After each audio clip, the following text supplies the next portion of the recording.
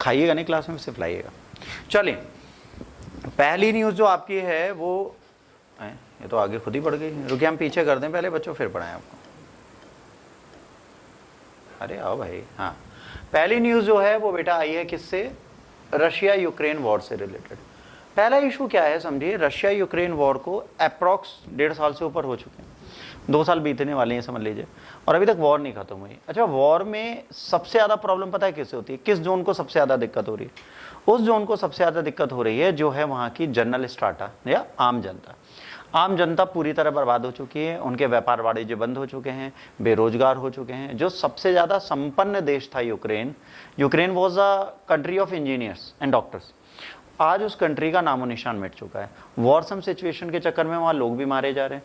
किसी ने कभी नहीं सोचा था कि वहाँ पे स्कूल कॉलेजेस बंद रहेंगे, किसी ने नहीं सोचा था वहाँ पे एलिट एजुकेशन क्लास रोड पे रहेगी, किसी ने नहीं सोचा था हमारे सपनों का घर टूट जाएगा और हम रोड पे रहेंगे।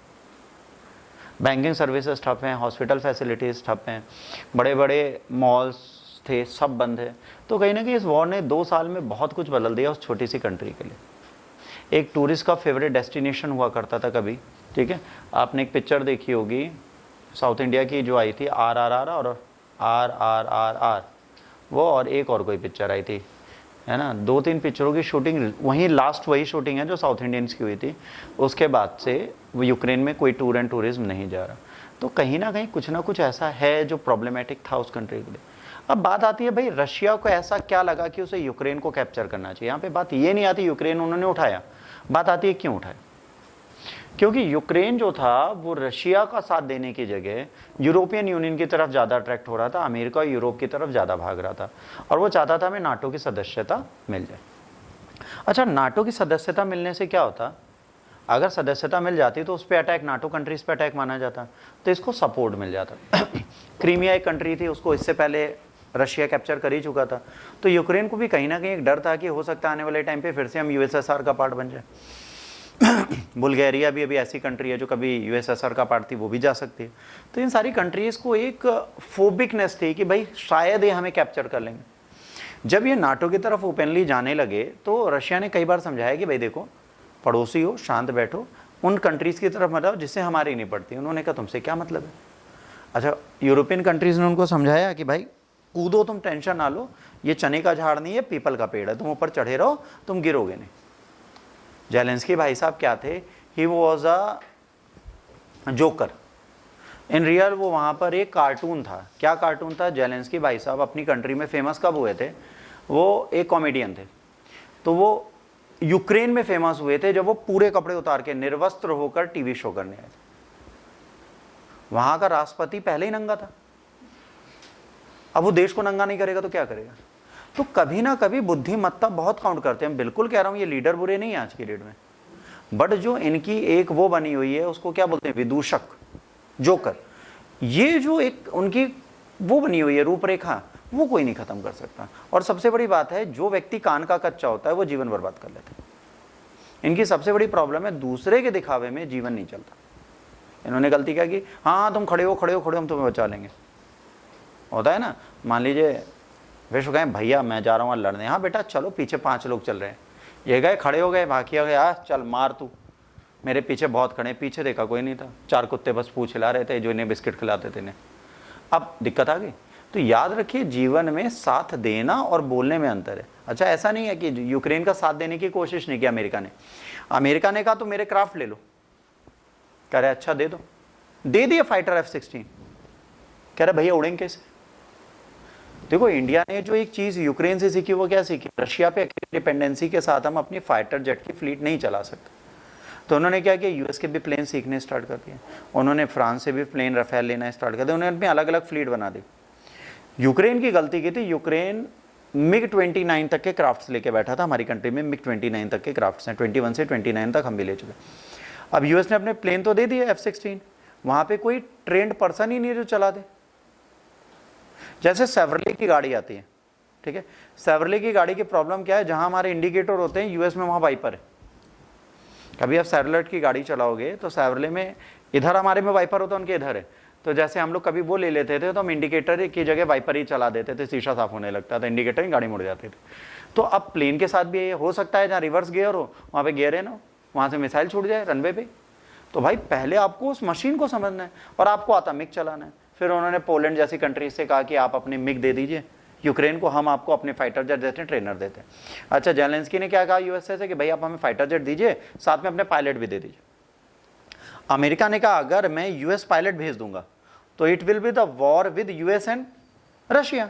यूएस ने कहा ये तो मैं कर नहीं सकता, मैं तुम्हें आर्म एंड एम्यूनिशन से सपोर्ट दे सकता हूं बट अपनी आर्मी नहीं दे सकता। Same Canada did. कनाडा ने क्या गलती की? कनाडा ने जितनी पुलिस थी उनके गोला बारूद बंदूक असलहे सब दे दिए। एक साल बाद यूएस गवर्नमेंट, कनाडा गवर्नमेंट ने कहा चलो बंदूक चलाते, प्रैक्टिस करते हैं, बहुत दिन से फायदे। तो पुलिस ने कहा भैया वो गोली नहीं है, कह रहे बंदूक वो भी नहीं है, कहाँ गई? कह रहे आप यूक्रेन में दान दे दी। अब भाई साहब को $5,000 की डील करनी पड़ी वापस, किन से? अमेरिका से। अच्छा, अमेरिका का फायदा हुआ इस युद्ध में क्या? इसके आर्म एंड एम्यूनिशन पूरे वर्ल्ड में बढ़ गए बिकने, उसने अपनी इकोनॉमी सुधार ली। अब समझिए, जेलेंस्की को धोखा देकर किसका फायदा हुआ? अमेरिका का। सिर्फ एक कंट्री आगे बढ़ी, वो है अमेरिका। उसने अपनी डिफेंस बढ़ा दी, उसकी सेल बढ़ गई, उसकी डिफेंस कंपनीज कमा रही हैं, उसकी इकोनॉमी बच गई। कौन डूब गई? एक पूरी कंट्री डूब गई। दुनिया में याद रखना, अपने फायदे के लिए दूसरे को डुबोना हर व्यक्ति को आता है और कंट्रीज के साथ भी होता है। If a country dies let them die. अब ये जो लोग चिल्ला रहे हैं Gaza strip Gaza strip Gaza strip, कोई कुछ नहीं करेगा, रफा की कहानी चलेगी। अगर तुम इतने केयरिंग होते तो तुम अपनी आर्मी बैठाते ना वहाँ, क्योंकि तुम बात तो इजराइल की करते हो, कहते हो इजराइल मेरा, और उसके बाद तुम सडन जाते हो दूसरी चीज़ें बात करने। तो यहाँ पर प्रॉब्लम ये है कि अगर आप उस तरीके की बात करेंगे तो कहीं ना कहीं आपको एक पर्टिकुलर प्रॉब्लम्स में रहना ही पड़ेगा। तो ये रफा को सेव करना बिल्कुल पॉसिबल इन लोगों के लिए नहीं है आज की डेट में। हाँ बताएं रजनी रावत जी, बोलो बेटा, बोलिए बेटा।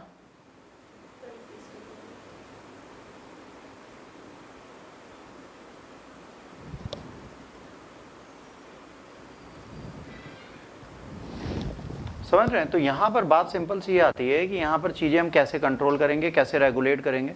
तो यूक्रेन को हम फॉल्टी नहीं बोल सकते। यूक्रेन को जिन लोगों ने समझाया उसने इसको फंसाया। अब इंटरनेशनली क्या हो रहा है? पीस समिट हो रही है। यहाँ पर मुझे सुषमा स्वराज हमेशा याद आती है, उन्होंने एक बहुत अच्छी चीज़ की थी, युद्ध के बाद भी बात करनी है, युद्ध से पहले भी बात करनी है। युद्ध प्रारंभ होने से पहले बात कर लो, घाटा कम होगा। भाई मान लो मैंने एक कंट्री से 2000 करोड़ उधार लिए, अब तुमने कहा नीरव मोदी विजय माल्या को हम पकड़ के मारेंगे, तुम ये ना कहते? कहते अच्छा आ जाओ 50% माफ कर देंगे। दोनों आते, 2000 की जगह 1000 करोड़ तुम वापस देके जाते। 15,000 करोड़ 16,000 करोड़ में 7,000 करोड़ भी मिलता, तुम्हारा क्या बुरा जाता? आज तो पूरा पूरा गायब है ना, और एजेंसी इसकी सैलरी अलग दे रहे हो उन दोनों को पकड़ने के लिए बस। तो यहाँ पे बुद्धिमत्ता क्या होती है? बुद्धिमत्ता होती है युद्ध से पहले बैठ जाओ। जेलेंस्की को कहा गया शांत हो जाओ, कह रहा साहब आज से शांत, काम खत्म था। तुमको फुदकने को किसने कहा था? ना मैं तो सब करूंगा, जो करना है कर लो, मैं ही सर्वे सर्वा, बने रहो सर्वे सर्वा पे। यहाँ पे प्रॉब्लम आई। अब क्या है? पीस टॉक चल रही है। तो यहाँ पर क्या है? 2 days summit on the peace in Ukraine. ठीक है, कहाँ पे हो रही है? एक है Burgenstock resort in Switzerland, वहां पर हुआ है कि यूक्रेन और रशिया की वॉर खत्म हो जाएगी। 100 आउट ऑफ 100 अटेंडिंग कहाँ चला गया? ले गायब हो जाते हैं हमारे पास। ठीक है, 100 attending delegations, 80 countries and 4 organisation supported the final joint. कितने लोग हैं? 100 से ऊपर डेलीगेट्स हैं, 80 कंट्रीज हैं और 4 ऑर्गेनाइजेशन लगे हुए हैं। Part 2 peace summit which focus finding the ways to end Russia-Ukraine war that is ongoing since Feb 2022। सोचिए, आज भी युद्ध नहीं समाप्त हो रहा, सालों बीत गए युद्ध चलते हुए। समस्या क्या है? यूक्रेन भी नहीं हार रही, रशिया भी नहीं जीत रही। बात यहाँ पे क्या है ना, रशिया क्यों पीछे नहीं हटी? रशिया ने सोचा था 3 महीने में यूक्रेन खत्म, हम अपने काम में लगेंगे। 2 साल बीत चुके हैं, यूक्रेन को खत्म ही नहीं हो रही। क्यों नहीं हो रही? क्योंकि आउटर वर्ल्ड सपोर्ट कर रहा है। अगर यूक्रेन को कोई सपोर्ट ना कर रहा होता, यूक्रेन 2 महीने में सरेंडर कर चुकी होती। जेलेंस्की जो इधर उधर भाग रहे हैं ना, इनको सिर्फ सरेंडर करना था, पूरा युद्ध खत्म हो जाता अगले दिन, पर नहीं किया। चलो, what is a Swiss peace summit? ये एग्जाम में आपसे पूछी जाएगी। The Swiss peace summit, also known as the summit on peace in Ukraine, is an international conference amid addressing and finding solutions to the ongoing conflict between Russia and Ukraine। अगर पूछा जाए Swiss peace summit क्यों आई, pre में अगर question पूछा जाएगा, ये question पूछा जाएगा इससे। तो सर ये आई थी यूक्रेन और रशिया की वॉर पे। जैसे पीस लिखा है ना, तो यहाँ पर गाजा और सीरिया भी डाल देंगे, है ना, सीरिया और फिलिस्तीन भी डाल देंगे, फिलिस्तीन और इजराइल भी डाल देंगे। तो आप दो चीज़ें तो देख लोगे भाई, फिलिस्तीन इजराइल हो सकता है या यूक्रेन रशिया हो सकता है। लोग यहाँ कंफ्यूज होंगे अगर इसे नहीं पढ़ेंगे, क्योंकि अभी रिसेंटली यूक्रेन से ज़्यादा न्यूज़ में कौन चल रहा है, इजराइल। इजराइल फिलिस्तीन ज़्यादा चल रहा है, तो ये जैसे ही क्वेश्चन में आएगा लो इजराइल फिलिस्तीन मार देंगे। इसलिए याद रखना ये कहाँ के लिए बनी है। Held in Bergen stock resort in Switzerland. This summit gather representative from various countries. Objective: the primary goal of the Swiss summit is to facilitate dialogue and negotiation amid to the war. Participation: bring together wide range of participation, including representation from numerous countries, international organization and peace advocacy group. Recently held summit 88 countries and 4 organizations supported the final joint, ठीक है, communique मतलब verdicts. Outcome क्या है joint communique का? Final joint communique was issued supported by 80 countries. 80 countries किसी को अगर support कर रही हैं तो चांसेस हैं कि इसको बंद कर दिया जाए। According to the communique, the territorial integrity of Ukraine should be basis for any peace agreement to end Russia war. Russia से वॉर खत्म करने के लिए टेरिटोरियल इंटीग्रिटी जरूरी है। जिस क्षेत्र के लिए लड़ रहे हैं वो क्षेत्र तो रशिया नहीं ले सकता। समझिए, इस पीस समिट में अगर रशिया इसको एक्सेप्ट करता है तो उसके साथ प्रॉब्लम क्या है, वो अपने एरिया को रीटैकल नहीं कर सकता, रिक्लेम नहीं कर सकता जो जीत चुका है, ठीक है। तो कहीं ना कहीं टाइम तो लगेगा। The third theme of the nuclear safety, food security and prisoner exchange featured in the final statement. Final statement क्या किया गया?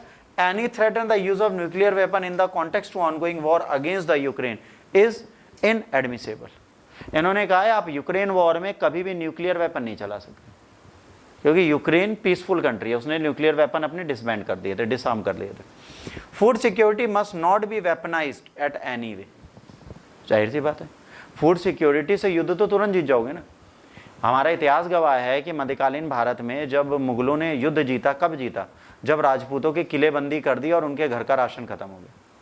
भाई किले में 2-2, 3-3 लाख लोग रहते थे, 2 महीने, 3 महीने, 4 महीने, 5 महीने, उसके बाद गाँव से खेती आ नहीं पाई, तब लोग हारे। तो food security is something very necessary for any country. तुम खाना ना मिले, तुम युद्ध हारने को तैयार हो जाओगे।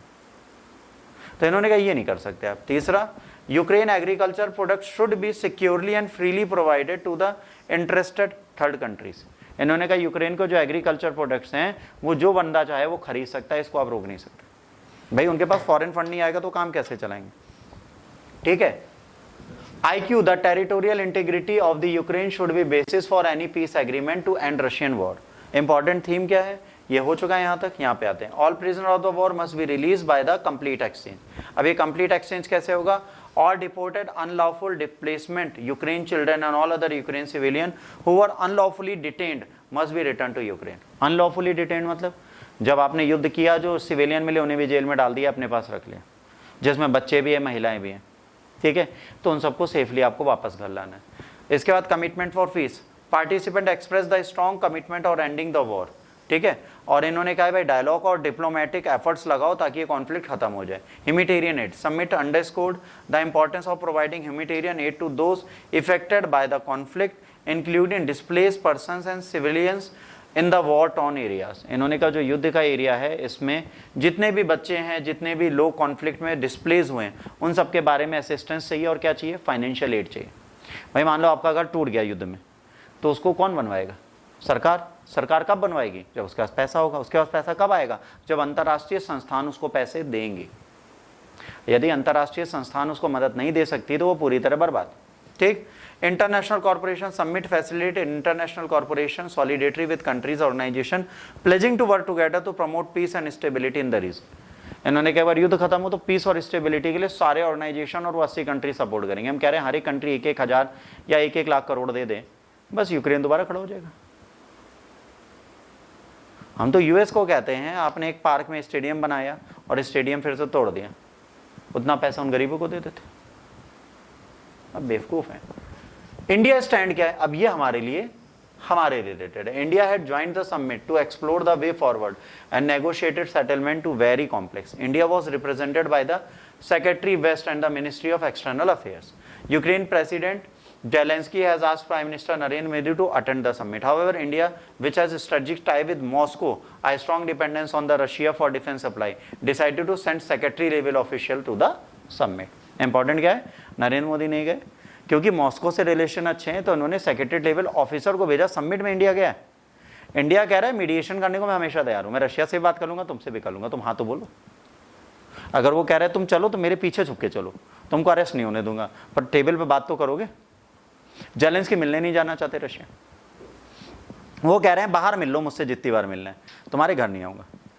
और जाहिर सी बात है, अगर तुम्हारे घर पहुंच गए तो बाहर तो मोदी भी नहीं आ पाएंगे उसको छोड़े बिना। ये तो सिंपल सा लॉजिक है, किसी के घर का तो घर शेर ही है। चलो, हाउएवर डिफेंस सप्लाईज ये सब आती है इसलिए ever since the war began India has also been buying Russia's oil discounted price, है ना, question the inflationary impact of the rising oil prices. अब जाहिर सी बात है कि युद्ध के चक्कर में विश्व भर में तेल की कीमत बढ़ गई, पर रशिया डिस्काउंट पे दे रही थी, तो हम क्यों नहीं लेंगे। हमने क्या कहा, तुम्हारा घाटा मेरा फायदा, तो मैं क्यों नहीं फायदा उठाऊंगा। हर कंट्री ये सोचती है। और यूक्रेन ने आज तक का रिकॉर्ड है इंडिया के खिलाफ ही हमेशा वोटिंग की है यूएन के ऑर्गेनाइजेशंस में। ऐसा नहीं है यूक्रेन ने कभी इंडिया का साथ दिया। अगर इतिहास उठाएंगे तो यूक्रेन ने हमेशा इंडिया के खिलाफ वोटिंग की, हमेशा। भले वो न्यूक्लियर अटैक के बाद हम पर सैंक्शन लगना हो, या सीटीबीटी की बात हो, या यूएन की परमानेंट सीट की बात हो, उसने हमारा हमेशा विरोध किया, तब भी हम उसका साथ दे रहे हैं। इससे ज़्यादा क्या करेंगे। और रशिया ने हमेशा साथ दिया। तो भाई हम तो ये देखेंगे ना हमारा दोस्त कौन है। आप चारों में से जो हमारा अच्छा दोस्त होगा हम उसकी बात मानेंगे, हम सबकी क्यों मानेंगे भाई। 4 कंट्रीज में से जो बेस्ट हो गया हम उसी के पीछे तो इंक्लाइन होंगे। भले वो यूएसए खड़ी हो, भले वो जापान खड़ी हो, भले वो रशिया खड़ी हो, भले वो चाइना खड़ी हो। तो रशिया और जापान ये दोनों हम पहले पकड़ेंगे, फिर यूएसए के पास जाएंगे, चौथे नंबर पे चाइना आगे, अगर जरूरत पड़ी तो जाएंगे, वरना नहीं जाएंगे। ठीक। Russia, one of the 2 warring parties, declined to attend the summit of the Bergenstock in the center Switzerland. With Russia not attending the Swiss summit on peace in Ukraine, there cannot be a lasting peace on this issue. ठीक? Other countries which did not sign the final communique: India, Saudi Arabia, south Africa, Thailand, Indonesia, Mexico, UAE. ये countries थी जिन्होंने participation तो किया but कोई भी final verdict नहीं दी। ये नाम याद रखना। इतनी कंट्रीज थी तो समिट में, पर इन्होंने कोई फाइनल सिग्नेटरी अथॉरिटी अपनी नहीं बनाई। ठीक है। Brazil was listed as the observer on the list attendees, he did not featured as the signatory. तो ब्राजील ऑब्जर्वेटरी कंट्री है तो इसको साइन करने की जरूरत थी नहीं। यहां पे खत्म होता है हमारा पहला करंट।